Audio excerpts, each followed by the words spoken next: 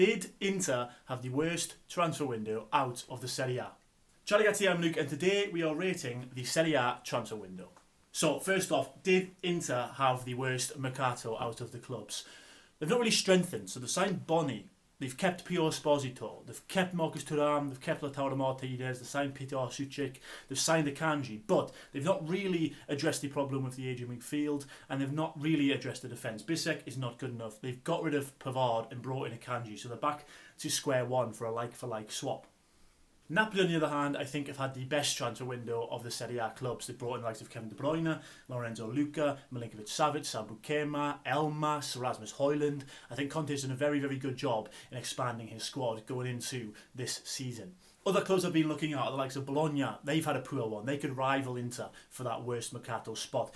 Roma have had an okay one. Gasperini wanted more signings, but they've brought in Evan Ferguson, who seems to be a really good signing. Lazio, non-existent, thanks to the ban.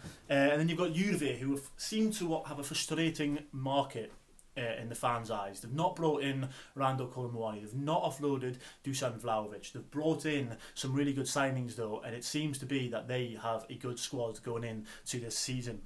Milan isn't bad. Samuel Ricci, some other signings. I don't mind Milan's transfer market business. Atlanta's, though, is also very poor and rivals that of Inter and Bologna. You're looking at they've lost Matteo Retegui. They've got Gianluca Scamacca back, yes, but they've lost the Capo Canonieri from last season. They've managed to keep Ademola Lookman, though, which is a positive, but they've signed the likes of Zalewski and some others as well. I'm not convinced by the Atlanta project at the moment.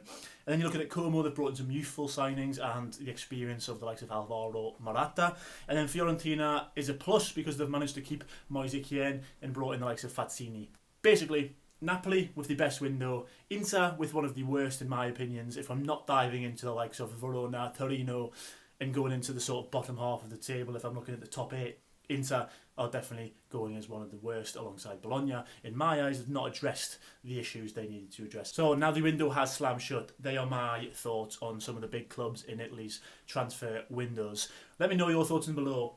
Who do you think's had the worst window? Who do you think the top signing is? Let me know in the comments below, and don't forget to sign up to the newsletter. Ciao, ciao.